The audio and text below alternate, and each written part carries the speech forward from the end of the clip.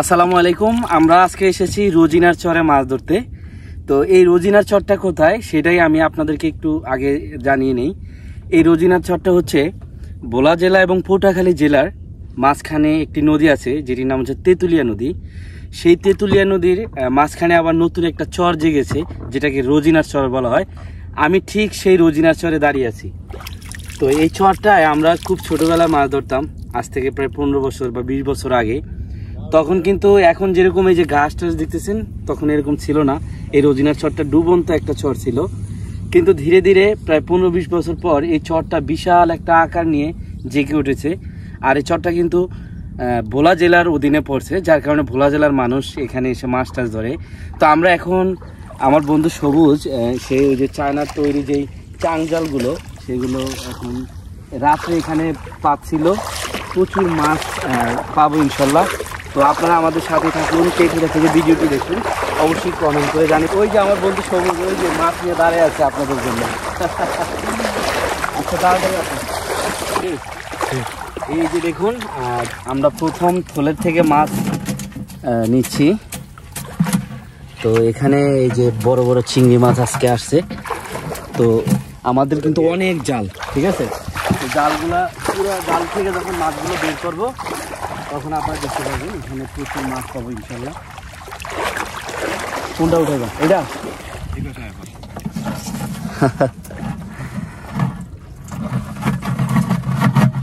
খুব সুন্দর একটা বাটা মাছ দেখা যাচ্ছে। এই যে দেখুন, এটা হচ্ছে বাটা মাছ। যাই হোক, এর আগে ও মাই গড, একটা সাপ দেখলে ভয় লাগে। আচ্ছা, এটার ভিতরে একটা সাপ দেখা যাচ্ছে। দোস্ত, আমি কিন্তু সাপে ভয় পাই। যদি এই সাপে তেমন বিষ নাই, এগুলোকে আন্ডা সাপ বলা হয়। সাপটা ভালো।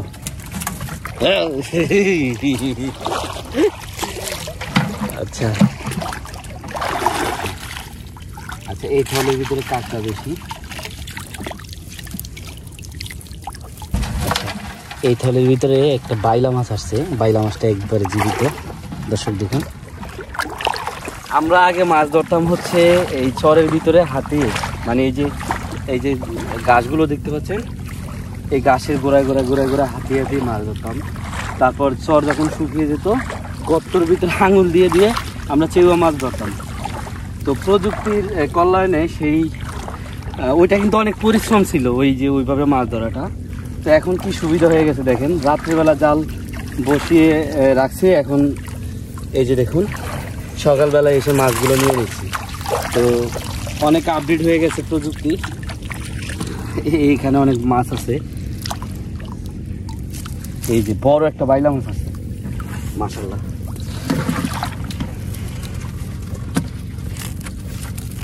বড় বাইলা মাছ, এই যে দেখুন দর্শক। তো এই বড় বাইলা মাছগুলো দেখুন কত সুন্দর দেখা যাচ্ছে।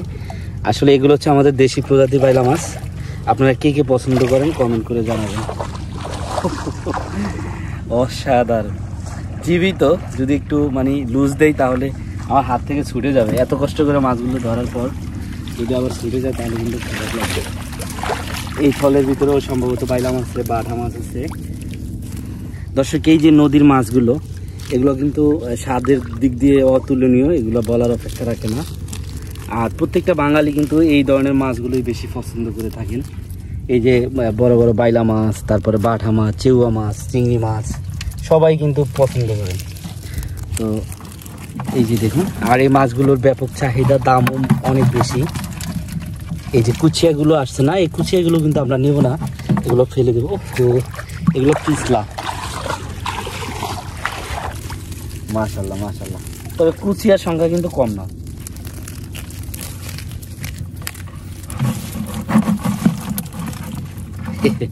এই থলে অনেক বাটা মাছ আসছে। এই যে দেখেন বাটা মাছগুলো। সমুদ্রে আমরা কিন্তু এই যে বাটা মাছ পেয়ে থাকি, আমার অনেক ভিডিওতে বা পোস্টে আপনারা দেখবেন। তবে সমুদ্রের বাটা মাছ কিন্তু এত সুন্দর না, মানে এরকম স্বাদ না। যেমন নদীর বাটা মাছগুলো যেরকম স্বাদ, এরকম স্বাদ না। এই যে দেখুন, তো এই যে এটা হচ্ছে বাইলা মাছ। মাশাআল্লাহ, দেখতে কত সুন্দর। তো এখানে গুড়া গুড়া অনেক চিংড়ি মাছ আছে। এই চিংড়ি মাছগুলো তো এরকম এর থেকে বেশি বড় হয় না, এগুলোকে বিভিন্ন সবজি বা তরকারির সাথে সব থেকে বেশি মানায়।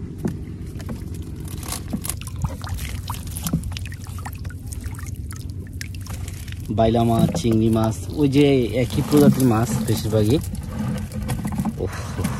এই যে এই বাইলা মাছটা আসছে, তারপর অনেকগুলো বাড়া মাছ আসছে, যে দেখুন এই খালে।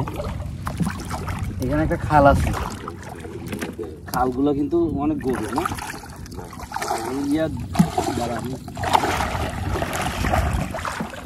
তো গ্রামের নদী বা চর খাল বিলে এইভাবে মাছ ধরার মজাটাই আলাদা।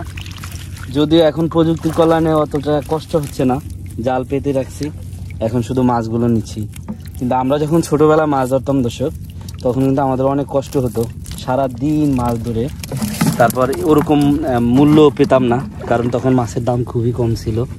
এই যে একটা বড় বাইলা আসছে এইখানে, তো তখন কিন্তু মাছের দাম অনেক কম ছিল।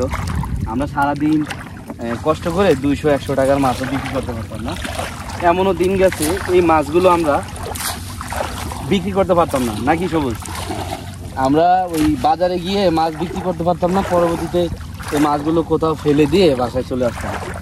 কারণ তখন মাছ পাইতাম, অনেক বেশি পরিমাণে মাছ পাইতাম, কেনার মানুষ ছিল কম। মানুষ সারা এইরকম বড় বড় পলিথিন আমরা মাত্র 5 টাকা 10 টাকায় দিয়ে দিতাম, মানুষ তারপরও নিত না। কিন্তু এখন দেখেন, এখন এই মাছগুলোর জন্য মানুষ হাহাকার করে। এর মধ্যে বড় বাইলা আছে, এই আস্তে আস্তে এইটার ভিতরে আরেকটা বড় বাইলা, ওই দিকেও আছে আলহামদুলিল্লাহ। যাই হোক, এইদিকে ভালো মাছ পাচ্ছি আমরা। আমাদের আরও অনেক জাল অনেক বাকি আছে, ইনশাল্লাহ অনেক মাছ পাবো। তো যেমনটা বলছিলাম, আগে এই মাছগুলো আমরা বিক্রি না করতে পেরে আমরা বিভিন্ন জায়গায় ফেলে দিয়ে আসতাম, সেরকমও অনেক রেকর্ড আছে। কিন্তু এখন এই মাছগুলোর জন্য মানুষ হাহাকার করে। আমরা এখানে যে এই যে দেখুন দর্শক, ও বিগ সাইজের বাইলা মাছ, এগুলো আসলে বেশি উপরে উঠানো যায় না, কারণ এখান থেকে যদি পড়ে যায়, যেহেতু মাছগুলো জীবিত, আবার পড়ে গেলে তো এত কষ্ট করে তো লাভ হলো না, তাই না? তো এখন এই যে আমরা এখানে মাছ ধরার জন্য আসছি, অনেকে কিন্তু এগুলো কেনার জন্য অলরেডি আমাদেরকে বলে রাখছে যে মাছ আনলে আমাদেরকে দিবা। তো মাছ ধরার আগেই কাস্টমার হাজির, কিন্তু আমরা আগে সেটা পাইতাম না। আমরা কি করতাম, মাছ ধরে যাওয়ার পরে বাজারে গিয়ে বসে থাকতাম। তো বাজারে যদি মানুষজন না আসতো, মাছ তো পচে যেত। এখন তো ফ্রিজের যুগ, তখন এত অ্যাভেলেবেল ফ্রিজও ছিল না। তো আমরা মাছ লাস্টে অনেক পুষ্কুনিতে, বাড়ির পুষ্কুনিতে বা বিলে মাছগুলো ফেলে দিয়ে চলে আসতাম। তো কোথায় গেল সেই দিন? দেখেন, এখন মাছ ধরার আগেই কাস্টমার হাজির, তারা মাছের জন্য অপেক্ষা করতেছে। তো আমরা মাছ ধরতেছি, আপনারা দেখতে পাচ্ছেন, মাশাআল্লাহ ভালো মাছ পেয়েছি। তো এই জালগুলো মূলত আমার না, আমার বন্ধু সবুজের। আমি গ্রামের বাড়িতে এসেছি, মানে ওদের জন্য। আমি আসলে মাছ ধরা ছাড়া থাকতে পারি না, যেখানে মাছ ধরা, যেখানে মাছ নিয়ে কাজ কারবার, ওইখানে আমি যাই, ছুটে যাই, এটা আমার ভালো লাগে ছোটোবেলা থেকে। তো দর্শক, আমাদের মাছ ধরা অলরেডি শেষ হয়ে গেছে। তো আমরা কতগুলো মাছ পেলাম আমি আপনাদেরকে দেখাবো। মোটামুটি আজকে ভালো মাছ পেয়েছি। তো আজকে আমরা প্রায় এখানে মাশাআল্লাহ প্রায় 5 থেকে 6 কেজির মতো মাছ পেয়েছি। তো আপনারা দেখতে পাচ্ছেন, এখানে হচ্ছে বাইলা মাছ, তারপরে যে কি সুন্দর চিংড়ি মাছ, দেখুন এই যে ডিমওয়ালা চিংড়ি, এরকম চিংড়ি মাছ পেয়েছি। তারপর হচ্ছে বাটা মাছ পেয়েছি, তারপর হচ্ছে আমরা চেউয়া মাছ পেয়েছি। তো সাথে অনেকগুলো কুচিও পেয়েছি, এই যে দেখতে পাচ্ছেন, এগুলো হচ্ছে কুচিয়া, দেখতে অনেকটা সাপের মতো। তো যাই হোক, এখানে প্রায় 5 থেকে 6 কেজির মতো মাছ পেয়েছি, আলহামদুলিল্লাহ ভালো মাছ পেয়েছি। আর আমি এখন দাঁড়িয়ে আছি, যে এটা হচ্ছে তেঁতুলিয়া নদী। এই তেঁতুলিয়া নদীতে আমরা প্রচুর ইলিশ মাছ ধরেছিলাম একটা সময়, কিন্তু এখন আর আগের মতো সেই ইলিশ মাছ নেই। কারণ চর জাগার পরে এই নদীর যেই স্রোত ছিল, সেই স্রোতটা এখন মরে গেছে, যে নদীর নাব্যতাটা কমে গেছে, যার কারণে আগের মতো আর ইলিশ মাছ পাওয়া যাচ্ছে না। তো তারপরেও ইনশাল্লাহ আশা করি যে এই নদী আগের মতো আবার জেগে উঠবে, আগের সেই পুরনো যৌবনে ফিরে যাবে ইনশাল্লাহ। তো পরবর্তী ভিডিও দেখার আমন্ত্রণ রইল সকলকে, আবারও শুভেচ্ছা। আসসালামু আলাইকুম।